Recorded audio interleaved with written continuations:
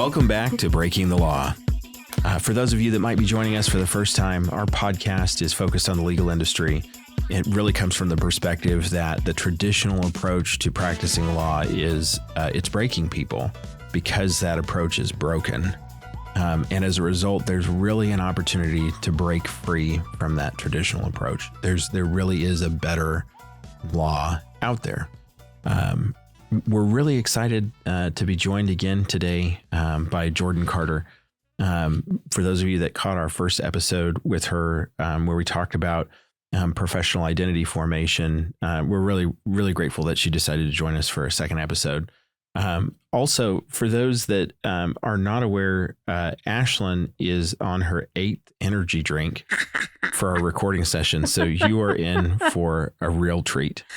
Our topic today that we're really going to focus on is about generational shifts and boundaries, and kind of how that impacts the traditional approach to law and the experience. And I'll share not necessarily a specific. Well, I think I will share this example, but this is sort of what happens. This is what happened to me, where I realized that I really didn't have good boundaries in place, and I'll never forget where I was sitting. I was sitting in my office. It was, I believe, a day in February, and I got a call from my son, who was 3 or 4 at the time. And he said, "Daddy, help." And so, like, okay, where's mommy? Where's my wife? And, she wasn't there. She wasn't communicating. And so I'm like, okay, something's wrong. So I went home, as quick as I could. When I got home, my wife, who was pregnant with our second child, was just kind of unresponsive on the bed and couldn't move, couldn't communicate. It was clear something was really wrong. So ended up having to get an ambulance, take her to the hospital. Everything turned out okay. Some really severe pregnancy complications. Everything ended up working out just fine in the end. But in that moment, I was worthless. I mean, I was just absolutely worthless. I was frozen with fear, all of the things that you don't want to have happen. And a lot of that is a result of the position that I put myself in through overwork, failing to get help when I needed help, with, a variety of what I came to understand were, mental health challenges with anxiety, chronic burnout from work, and just a number of other things. I didn't put boundaries in place. And so I didn't protect the things that really mattered most to me. And as a result, found myself in a moment of crisis. And that's why, to me, boundaries are so important, is because it puts you in a position to protect the things that you really, really care about. So welcome to Breaking the Law. I should probably do introductions now. We only talk about happy stuff here. I love it. I think it's important, Sam. You're so good at sharing vulnerable moments of your life that really impacted you so that other people can learn through those. And I appreciate your willingness to do that. I've made a lot of mistakes, but I've learned a lot in the process. And hopefully some other folks will be able to learn different things because they're able to learn directly from my things. You know what was not a mistake? Asking me to be your co-host on this podcast. Definitely not a mistake. I'm Ashlyn Linskog. I am an attorney and founder of AB Legal, also a law firm who is trying to do things differently and take a better approach to the practice of law. And I, too, love this topic, and I'm so excited to talk about it and could go on and on and on about it. And for one, have always is a stretch, have long time been a fan of boundary setting and how to do that in a professional world where you're still being respectful of other people and not shoving your boundaries in their face while still respecting the things that are important to you in your own time. And I'm so excited to be joined again by Jordan, who spends a lot of her time, not all of it, because she has healthy boundaries to the extent that she can, with young lawyers and young law students who I think are probably, I would submit, are having and will have a significant impact on the approach traditional law through their boundary setting. I think that in my experience, they're just better at it than the generations before them. But something that Jordan will have to confirm for us. Jordan, thank you for being here again and chatting. Thanks for having me again. Yes. So before we get into what your experience is now, we talked in the last episode where you had some experience in big law, were a big law, a products liability associate in big law. What was your experience at that point in time with boundary setting and kind of the traditional law approach, traditional law? I did not know what the word boundary meant. And I don't think that I had any. Yeah. And frankly, I was okay with that at the time. Yeah. Like we mentioned previously, I am definitely I want people to like me. I like the gold stars, like I like the affirmation. And so it was pretty straightforward for me to just do what I was told to do, and then try to go above and beyond. And I didn't have and have a lot of other like personal responsibilities at that time. So I was happy to just work nonstop. Yeah. And that was fine at the time. Until I again took a pause and really thought about it. And for me it was honestly kind of the point where being asked to do things that were squarely in my job description started making me really resentful. That That's problematic. I should maybe reconsider whether this is the fit for me. But I do totally agree with what you said, Ashlyn, that law students now are different. I'm 33. I'm squarely a millennial. And I'm not that much older than many law students, and in some ways I do feel like very similar to them. But a lot has changed in the past decade, and the world has changed drastically. The way that we talk about mental health, the way that social media has impacted the world, the way that Donald Trump has impacted the world, the way that we've had a pandemic, the way that work has gone remote, like all of that stuff has deeply impacted, I think, law students' expectations and experience of the world. Yeah, I think, and also Jordan and I went to law school together. Although I am just a little bit older, but we're both millennials, and I thought too that I was like, oh, I'm like very relatable to law students now. Like I totally understand. And then I don't know what I saw some thing on TikTok that like a Gen Z law student was like explaining cringy things that millennial lawyers do. And I wish I would have saved it because it was like very squarely like me as a person. And I was like, oh no.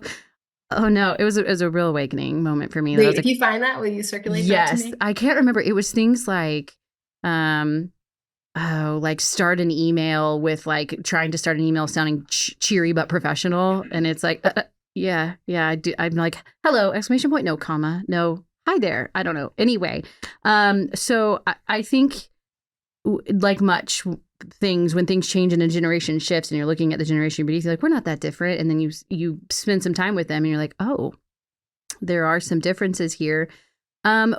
I'm curious, when you were in the traditional approach before you started working with young law students, because I think this is such an important thing in the practice of law. Did you, even in your experience where you were single and willing to give, did you see healthy boundary setting modeled at other levels of the firm? Did you see, like culturally or with mentorship or whatever, were you able to see the modeling of, okay, if and when boundaries or the concept of boundaries becomes important to me or life shifts in any way, when you look back, did you see that type of conduct being modeled in sort of a traditional law approach? Yes, with an asterisk. Yeah. So Yes, I think there are people who were really successful with having boundaries, and that seemed to come at a cost in terms of fewer opportunities or not sort of being the go-to person for everything, or just sort of being perceived as that's just how this person operates, which is fine. They're a good associate, but they're not like the go-to for everything. They won't just say yes to every opportunity. Yeah. And again, it's a trade-off because a lot of us, we want those opportunities. I got to go to some amazing trials. I went to one that was in Alaska, and someone in a different position with different boundaries probably would have said no. Sorry, that's my dog. That's okay. Not too distracting. Someone else, wouldn't have said yes to 6 weeks in Bethel, Alaska. Sure. And I was able to do that. I think that. Do you want to pause? Sorry. That's okay. There's probably someone walking behind our house. That's okay. What's your dog's name? That's Penny barking. And then I also have Otto, who's much better behaved. I love it. Penny's like, listen, I'm going to get on this podcast and I will be famous and you will not. Can you send us a bio for Penny and we will include the... You spend 5 minutes with Penny and you know exactly who she is. That's awesome. Yeah. Hold on. We can pause. It's okay. Yeah, totally. That's great. Okay, 1 second. Penny? What will all our live viewers do? Jason, what will all our live viewers do? Oh, yeah, right. Yeah. It's just you. You can hardly hear it. Impression. Great. Well, we'll tell her that when she comes back, and let's just plan to ignore it on the way forward.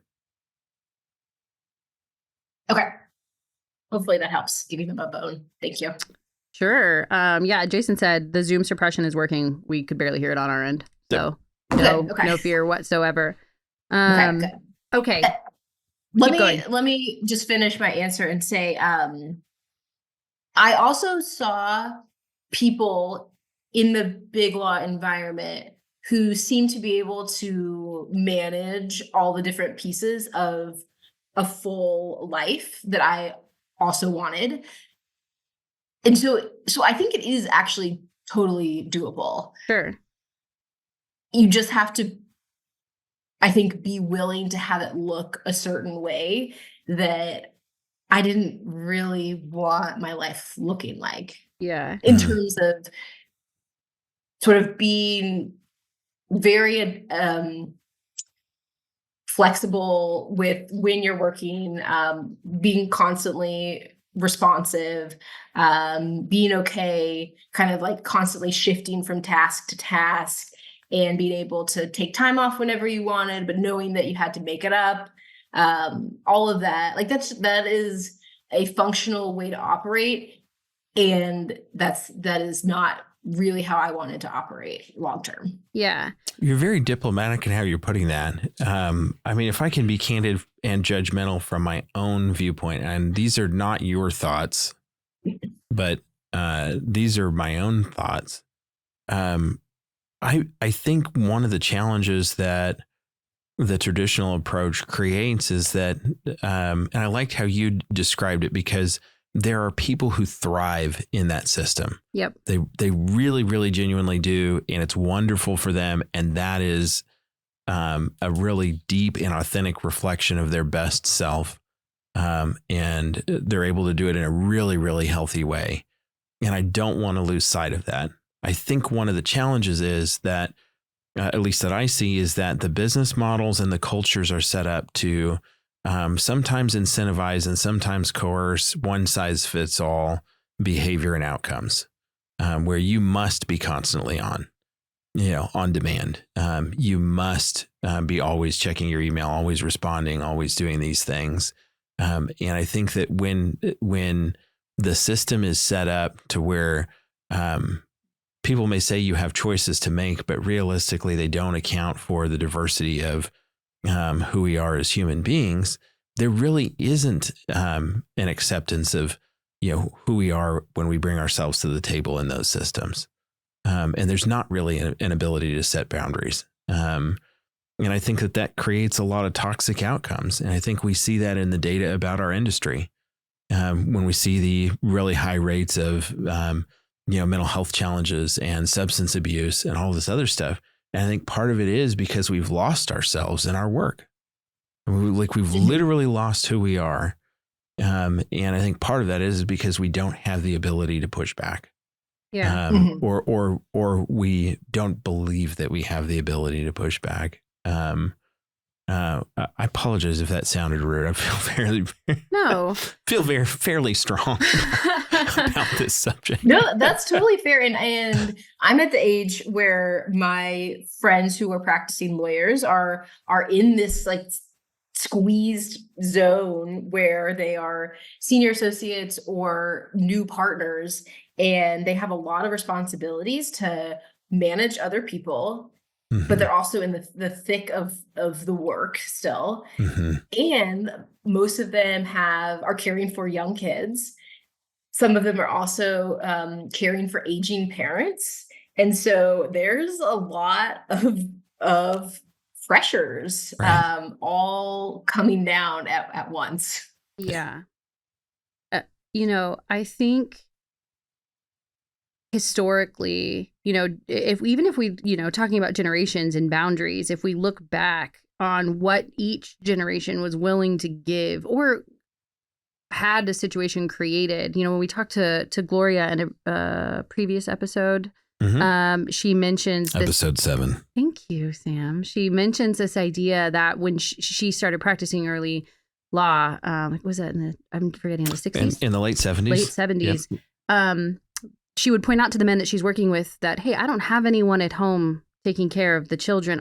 My husband and I both work, which was sort of an unknown. I mean, people would go, I don't have the benefit of a wife at home taking care of the kids. I'm working while my husband's working. And it's such we start to shift with generations that are willing to give less and less to their careers because they also want to be present for their homes or in their homes. And I think, our sort of generation of lawyer, Jordan, we cared a lot about work-life balance. I remember talking about work-life balance in the interviews with law firms and then having no idea what I meant by that. I mean, I have no life. I mean, my life is my work. So I'm like, I want work-life balance, but I don't know what that means.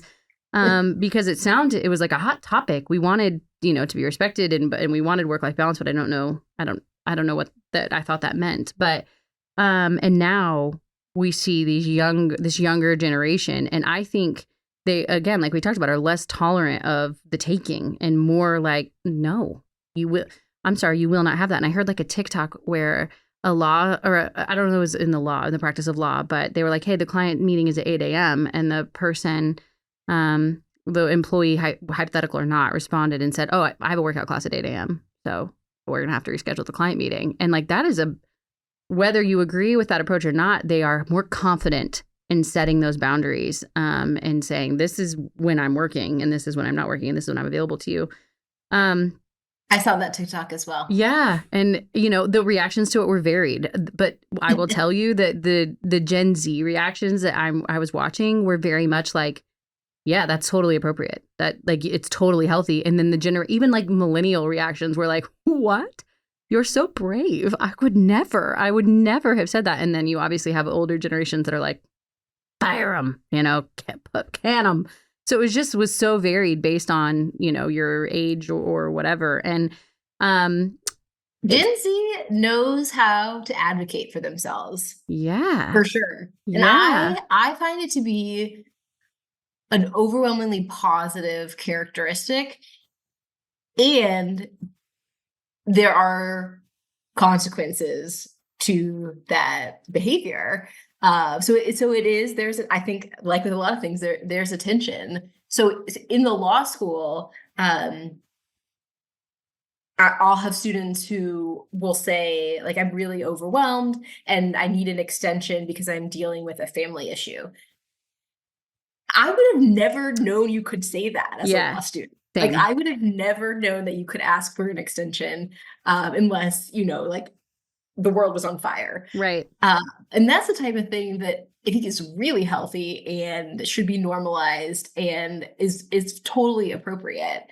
Another example that I think is a shift from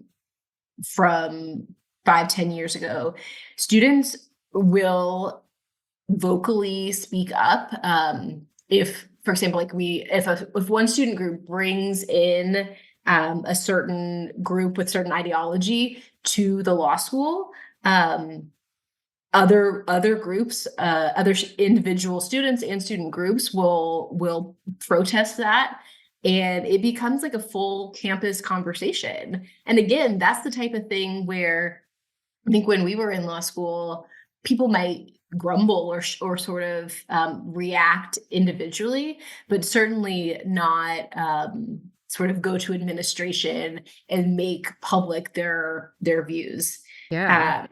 And yeah, I don't think we were doing that a decade ago. So No. that's a change that I think is really impressive. Yeah, I think so too. And learning those types of things in law school, creating space for you're going through something and this deadline that is a real deadline, but also can be moved if given a reasonable opportunity. And some things can't. And as a litigator, I understand that there are deadlines, but it's like I just have this memory of being a very young associate and something happened, but we had a discovery responses due.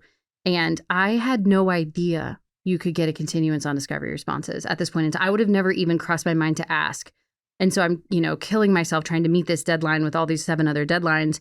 And I'm talking to one of the other senior associates and he's like, why don't you just ask for an extension? And I'm like, a what? It was an extension. Well, I've never in my life even considered that a deadline isn't a hard deadline. And so I think you're right. It is healthy, not just in law school, but learning to at least have the confidence and the ability to ask for even if it's for like a mental health reason, whatever it might be, to say, if at all possible, could we create some space for me to experience this thing I'm experiencing, and then I can come back and give my full self to this instead of, killing yourself to hit a deadline. I don't know. What are your reactions to these things, Sam? No, I think that's something that I think is really healthy, is people's ability to question.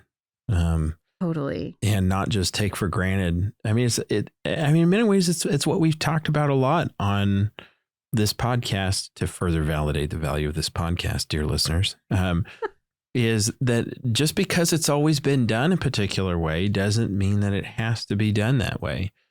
And we get stuck in the routines and the rhythms and forget to kind of wonder, like, what if it was different?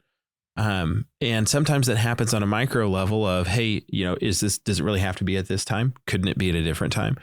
And sometimes it happens on a macro level of, hey, what if our law firm culture didn't create this pressure for all of us to be exactly the same? What if it allowed us to be a little different? Yeah. Maybe it would be a more welcoming place for people that were even more different. Yeah. Maybe it would be more fun. It would definitely be more fun. Jordan, what is the other professors, and you don't have to say any names or do anything. I'm just curious, generationally, people who aren't as cool and young as us, and experiencing a younger generation, is the dynamic between these different generations, even in the law school, does it make things difficult? Are you seeing, or are people adapting, at least at the law school level, pretty well maybe professors are used to generation shifts because they've been there so long? I think more of the latter is true. Everything is still kind of surprising to me, being pretty new to this gig. So I'm like gasping at, oh my gosh, I can't believe that this is how students are, or I can't believe this situation. But a lot of folks in the building have been there for decades. And so every generation is just, that's what young people are like these days. Yeah. But there is a balance, and I think in the law school we kind of are in a unique position where we have this lower stakes environment where you can kind of develop your identity, and there aren't huge consequences for sort of errors or missteps, things like that. So we want to teach how to sort of be a professional and what the expectations are. And we also are in this academic environment where part of academia is about change and questioning and pushing for changes that you want to make in the world. And that's one of the reasons I love working in academia. And that's not necessarily reflective of the larger workforce. Yeah. So, where the answer is, well, that's how we've always done it. yeah. And so we have a responsibility to encourage students to question and to challenge and to advocate for themselves. And we have a responsibility to prepare them for the world as it is and to get jobs in current places. So sometimes I hear conversations where it's like, students will say, I won't even interview with a firm because they represent corporations and corporations are evil. And that, again, like that's a totally valid belief. And that also can limit your opportunities. And I see this as someone who, I did smoking and health litigation. And people obviously have strong feelings about that. But I wouldn't have wanted to close the door to that opportunity without getting to know the people and what the work actually was. Yeah. So I also don't want to discourage people from opportunities that they haven't fully investigated yet. Another example is, this sort of like constant availability, emails on our phones, right? Remote work has made it so that all of us can technically be available around the clock. And I hear students who are adamant that they're not going to work at a place where they are expected to work after 5 or check their emails on weekends. And part of me is like, yeah, go you. Like you should have those work boundaries. And part of me is like, this is a profession where some of that is going to be required for a lot of lawyer jobs where there's the work, that's the expectation, that's the culture. You have external deadlines, right? And so it is, I don't know the answer at this point. Yeah.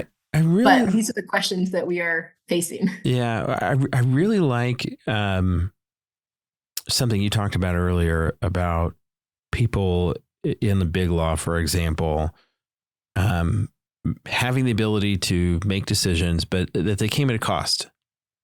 And I think that's what we're constantly doing is we're constantly exchanging opportunities based on information that we have access to. And I think that that's where law schools, for example, serve such a critical role is helping students have the information to understand what the exchange is that they are making.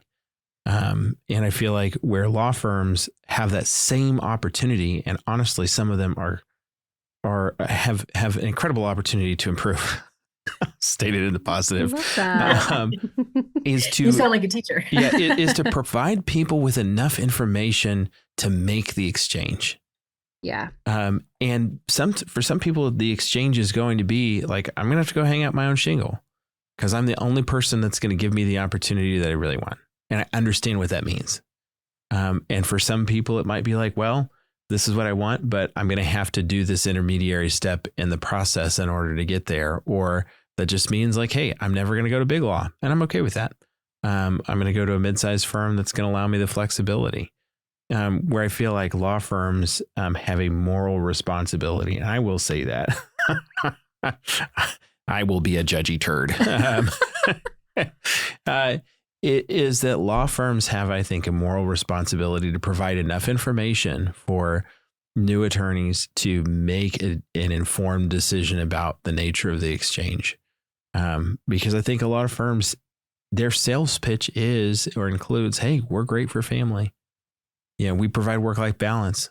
We, value diversity and inclusion.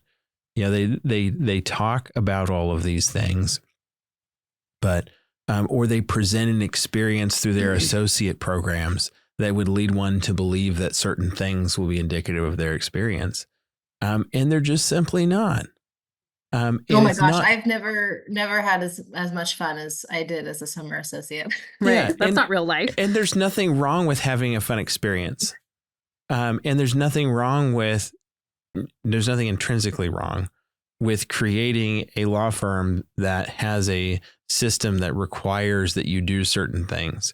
I think where the moral component comes is when people are not honestly presented with information about the opportunity to where they can't even make a clear decision about the exchange. They can't go make it on purpose because they haven't been told the truth. Well, we talk a lot about the difference between actual culture and stated culture. Yes. And I think that's the transaction you're talking about is tell me don't tell me what you think I want to hear, because neither of us will be successful long term in that. Right. And unless, I give in to whatever. And that works for some people, but what is the actual culture like to work here? And I think what's interesting is that, when I was interviewing with firms and we have a great work-life balance and we don't, our billable hour requirements are much lower than other firms. And, all these things all of those are like, check, check, and check. That's where I want to work. I want to make a lot of money. I want to work very hard. That sounds great. I'm in. That doesn't necessarily the truth. And I think they meant it when they said it, but that what they meant looked different than what I heard or whatever. But what I think is interesting is like, I think Gen Z and the generation after mine is less, they believe it less, I ate it up and I was like, yeah, that sounds great. And they are inherently skeptical. And they're like, show me the receipts. Show me how in your firm you prioritize work-life balance, and show me, they want to see it modeled. And more so, I think I read a statistic on here while I was preparing for this podcast, because I'm a very prepared individual, is that like only 23% of, I don't know how many people responded to this survey, but only 23% of Gen Z lawyers are interested in a partnership track at a law firm. Like that's statistically very low. From I think where it has been, and that they're more interested in saying, I'm not even willing to entertain what I think this is going to look like. Kind of to your point, Jordan, is I have an idea of what I think law firm culture, big law firm culture looks like, and I'm not even going to entertain it or experience it. I have another idea about what I want my life to look like, and I don't, again, we make choices and then live with the consequences of those choices or the repercussions of that. But I just think it's interesting. I think this generation is going to force it even further than we did. And people will say that the millennials had a large impact on work culture, and we probably did. But I think we're about to see an additional shift at the force of nature that is Gen Z. And I'm curious if you're seeing that at your level already.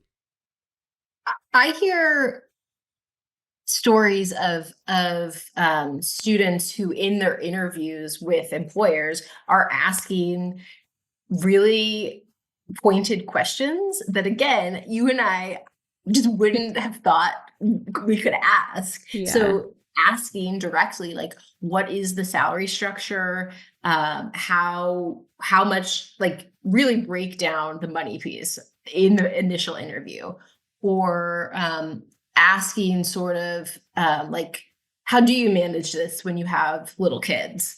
Which are questions that are totally valid, and I would have been curious about in an interview, but I wouldn't have thought you could ask those questions. 100%. And the reaction that I have heard, frankly, is mixed. Yeah. From the people who are doing the interviews. 100%. Some people are impressed and encouraging of that transparency. And some people are put off and think, that those are questions for when you are part of the community, right? Those are not first interview questions. And so, it is a gamble. It's a gamble to ask those types of things early on. And yet, like, that is one way to try and actually get a sense of what this environment could be like. 100%. I mean, that to me is such a valuable piece of information if someone has a negative reaction to a question like that. Like, if you're asking because that's important, I mean, like when we do M&A work, with folks, one of the things we're trying to get them to do as quickly as possible in the process is break the deal.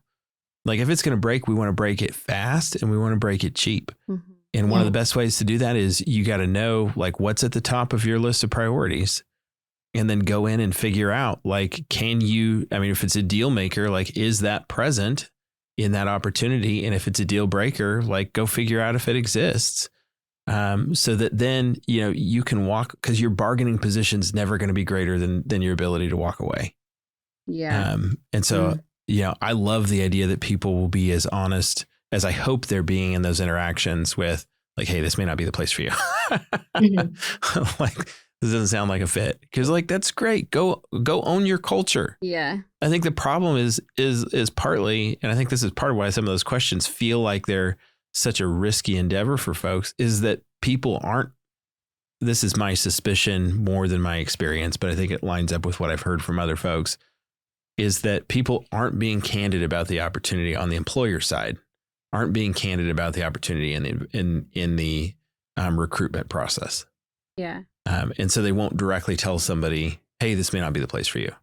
Or those questions, or they're creating a pressure where those questions that might be really important to you need to wait until after you've accepted a position, like till after we're already married, then you can ask me these questions. Like maybe you should ask those a little earlier, but yeah, I'm ranting now.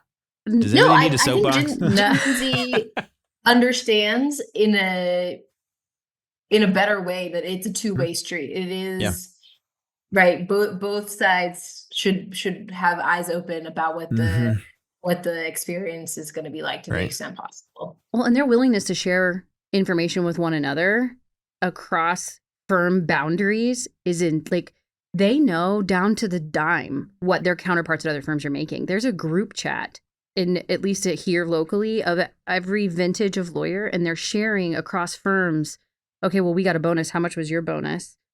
We got a bonus. How much was your bonus? And they're saying, wait, what? And they're communicating with one another about these things. And when I was like a first, second, third year associate, I would have, and like I don't know if it was a lack of confidence, a lack of training, or all those things.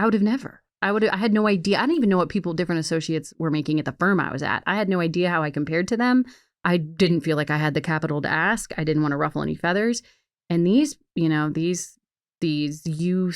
younger lawyers are just all in. They're like, no, I know. And then they bring that to you when you're talking to them at a firm and they're saying, well, why is so-and-so making $50,000 more than me? And you have to, as a firm, be prepared to answer those questions. And a lot of firms are not prepared for the level of transparency that Gen Z has with each other, I think. Oh, that's so interesting. Is that, do you know, has that been effective for people to have that strength? I mean, strength in numbers, right? Yeah. It has been effective in the mechanism in which they're realizing their value. I think they're starting to realize, wait, I mean, I had no idea what I was worth as a first year associate or second or third, but they know. And so if they're not getting it where they are, they're much more mobile and they're much more willing to say, see ya. I'm not even going to give you the opportunity. I'm out. I'm gonna make more money over here. And they're willing to say it and they're willing to own it, that it is what it is. And had they not shared that information with one another, I would have had no idea that I was under or overpaid. I was just paid. And I was like, oh yeah, that check cashes. And I think when firms aren't authentic about the opportunity that they're creating and that they're offering to people, the only thing that's left is money. I mean, that's the only thing that's left to compete on. Yeah. Is we're not offering quality of life. We're not offering, advancement. We're not offering whatever it is that may have been promised, whether that was vague or specific. And so then what's left? Money. Yeah. And then it's just like, well, hey, if I'm going to have to go work my ass off and not, have any of these quality of life benefits that I really, really wanted, might as well just go do it for somebody that's going to pay me more. 100%. Which just perpetuates the problem. And that's a little bit what I'm curious to see how Gen Z is going to function. Are those that get into the law firm model where these law firms are going to continue to be controlled by people who don't share the values that Gen Z has? Is Gen Z going to be, I'll describe it as sucked into the vortex of money is king? Let's all go climb Workaholic Mountain together. or how long are they going to stay? Are they going to be able to stay out of that black hole?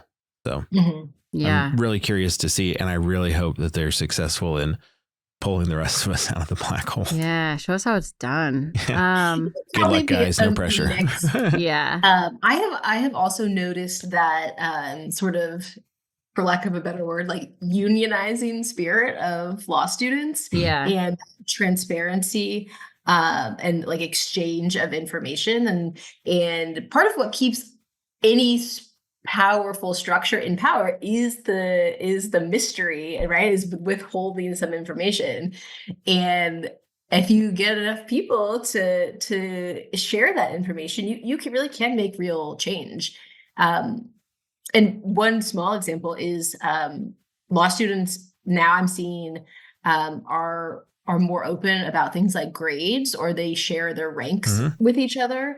And again, that just feels revolutionary to me in the way that like you're supposed to operate in law school, but for no real reason, right? Like that's just the way that I thought you were supposed to be. Yeah. And now people are doing it differently. I think that's such a healthy direction.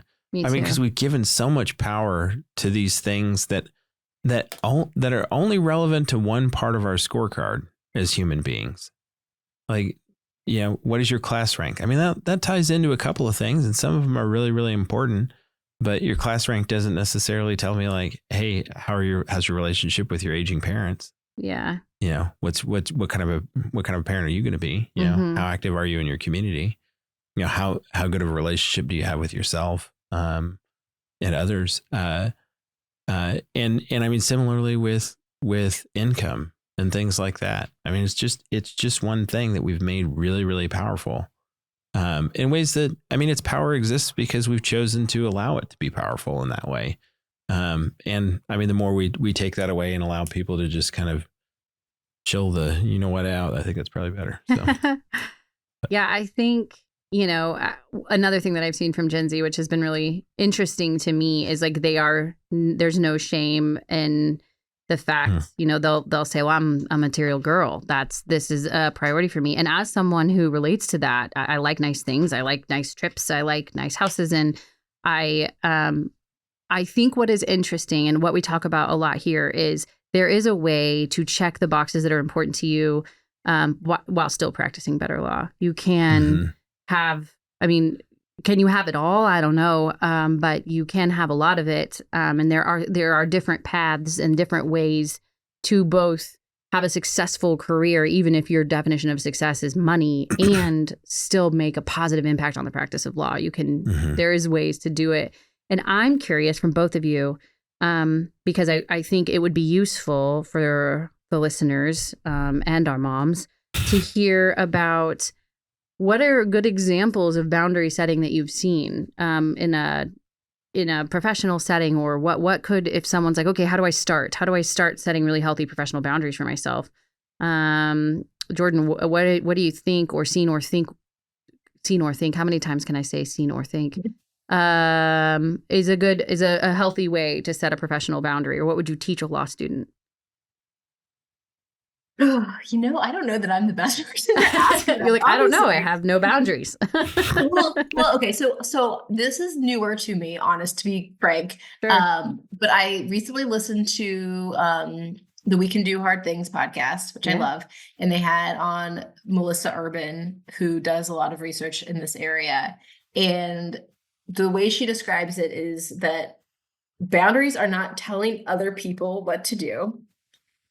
They are telling people what you are willing to do and to take responsibility for your own needs. And that was really eye-opening for me, and especially as someone who has some control issues, and thinking about what function boundaries actually serve.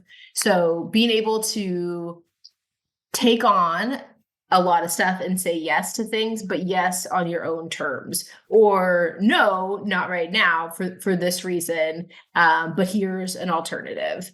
And I have gotten a lot better at that, but I am frankly not sure I would have ever gotten there in the traditional law model, Yeah, which I'm not thrilled to say, but I think might be the truth. totally. What about you, Sam? What ways that you guys over there at Foreman Law set healthy professional boundaries? No, that's a great question. Thank you. I'm really good at podcasting. Yeah, and I like to stall for time. One of the things that I'm really optimistic about that we've recently started doing is including in our engagement letters references to the fact that we are going to have margin. And we put it in bold letters, and it's kind of weird. I've never seen it in anybody else's engagement letter. Not that I've seen a lot, but it says, hey, our team does its best when it's at its best, and we're going to fight burnout. And we reference some of what goes on in our industry, and we say, hey, our people aren't going to be constantly on. And if you want to know what our availability is, it's going to be in everybody's signature block. It says, hey, here's my standard hours. I don't check my emails outside of this, which sometimes I do.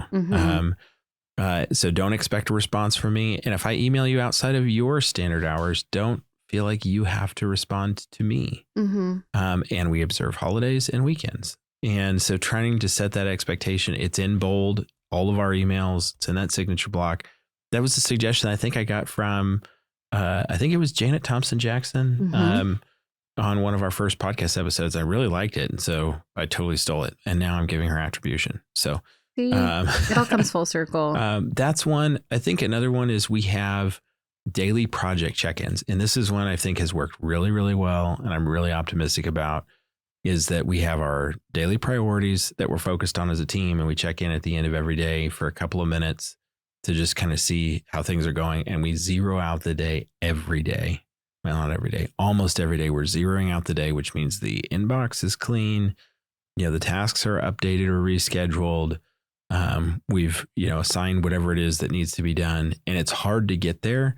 But it's much easier to stay there. And that level of boundary management, if you will, puts us in a position where you're not carrying that huge backload that I've carried my entire career into time off, for example, into being able to unplug. Another one that we're using is we have a goal as a firm to have 4 weeks of unplugged time off for everybody on our team.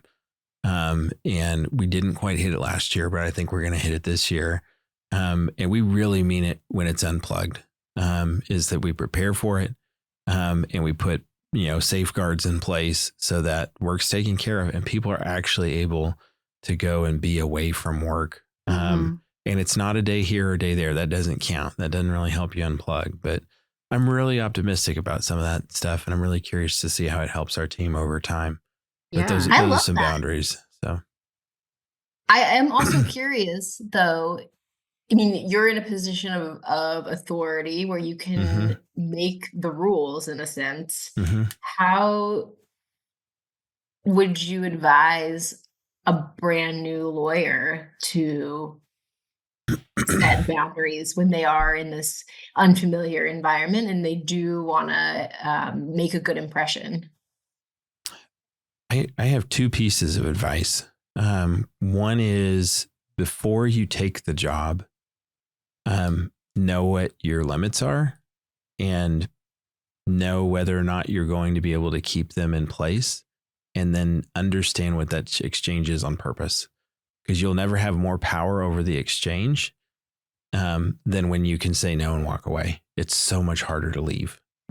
And so empower yourself with, the ultimate no, which is no, thank you. I'll go somewhere else. So I think that's one. I think for people that are, they're already in a firm and they want to make a good impression, and they want to set boundaries. I think it starts with some of the stuff we talked about on our last episode. Is you have to know who you are, and you have to know what matters to you, and then you need to go get information. I think that there's a lot of assumptions that are made that ultimately cause people to kill really good ideas before they even act on them, because they don't have enough information and they're just making assumptions. Like if the assumption is like, hey, I can't say no to working on the weekend because that's going to do this, that, or the other thing, go find out. Go ask the right questions from the right people and understand whether or not that is an actual thing, or whether there's an alternative. Hey, could I do this instead of doing this? and be creative. But I would start by getting information so that you can then make the best decision. Because sometimes the boundary that you need to set is where you just need to leave and you need to go do something else. But you need information to know about whether or not you can set that boundary in a healthy way. But I think some of that works best through relationship. Like if you have somebody that you trust who will give you information and allow you to ask all those weird questions. Yeah. Like the oh no, he said it out loud part. Like Mhm. somebody you can just go into the office or text them or call and be like, hey, like I really can't be working on weekends anymore. It's destroying my marriage. It's destroying my relationships. I need to be able to set this boundary or I'm just going to lose the things that matter most. What do I do? Mhm. Like, how do I feel this? Is this accurate? How can I take that next step? How do I set a healthy boundary? And so I think that that's a critical component is find that ally, find that mentor, find that sponsor, figure out who that is that's going to help you do that. I would add to, especially for younger or newer lawyers who are working on capital and confidence building in their careers, which just takes time. If you can focus on and really nail your time management, so that and it's hard to do, but if you can really nail your time management in a way that is you're not constantly scrambling, which is it's such a learning curve and it's very hard. But what you can do, and this is what I would tell young lawyers when I was training them at a law firm, is I think everyone here would respect and wants to respect your boundaries if they're not, their boundaries aren't leaving them in a state of crisis. So you have to plan better. If you don't want to work weekends and evenings, we just have to be mindful and plan and communicate about where our projects are at, or that we're going to be out of town, or that we're going unplugged this weekend, because the generation before us that we're working for is not used to that. So they aren't going to plan to not be able to reach you Saturday because they've always reached associates on Saturday.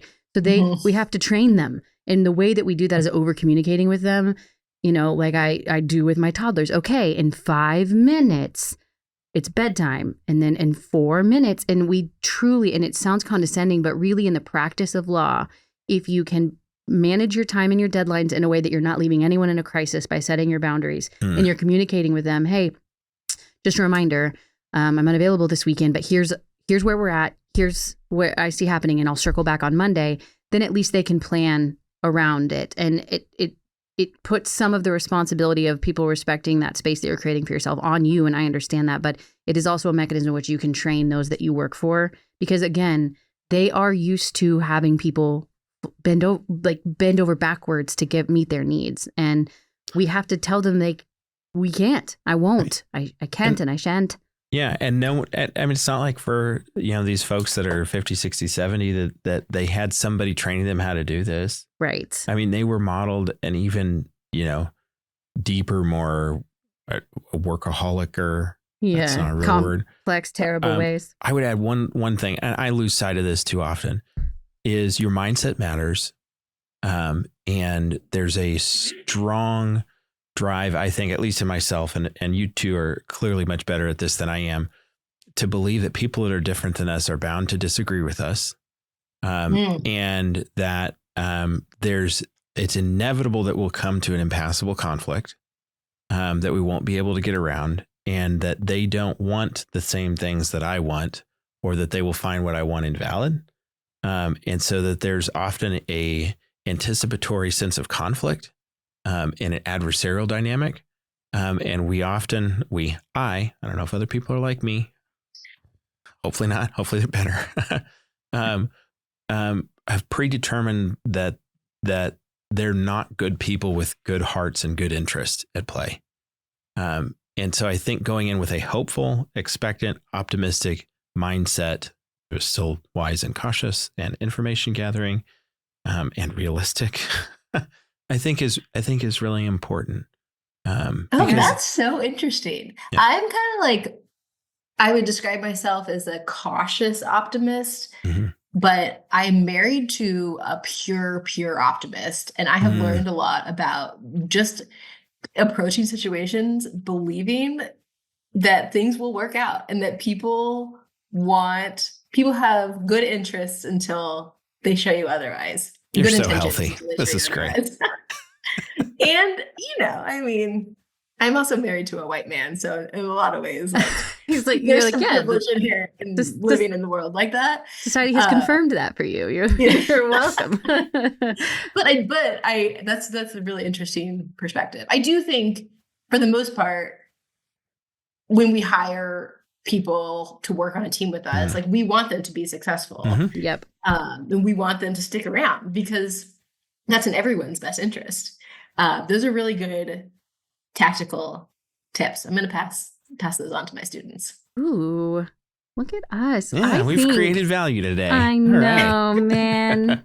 All right. I think that we fundamentally answered our own question about what we envision better law looking like when it comes to boundary setting, and have given some what Jordan has deemed useful and helpful answers to that. So thank you, Jordan, for checking the box and making sure that we felt appreciated and acknowledged today.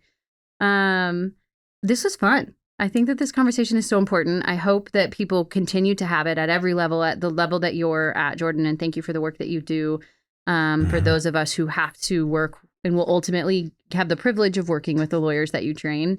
And seeing this side of it, and having these conversations at firms, no matter the size, and just continuing to think about what healthy boundary setting might look like and how it might work, I think is so important. And I'm sure this will not be the last time boundaries are brought up on this podcast, since we're such big fans of them.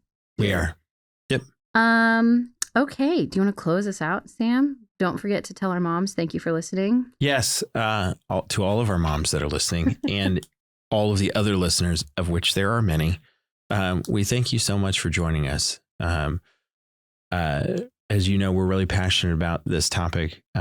Lawyers and folks working in the legal profession have a tremendous amount of good to create in the world.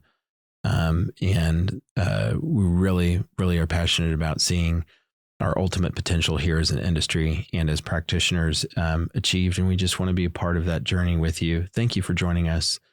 Please join us again as we continue on this path. And if you have suggestions for ways we can improve our show, or topics you'd like to see us cover, guests that you think we should talk to, please let us know. Please like, subscribe, follow, leave us only 5-star reviews. If you have negative reviews, if they're 1 star, we encourage you to leave them, but only if you're going to leave really, really entertaining comments. Otherwise, please send us a message and we will continue to improve what we're doing. Thank you all so much, and have a wonderful, spectacular, amazing week.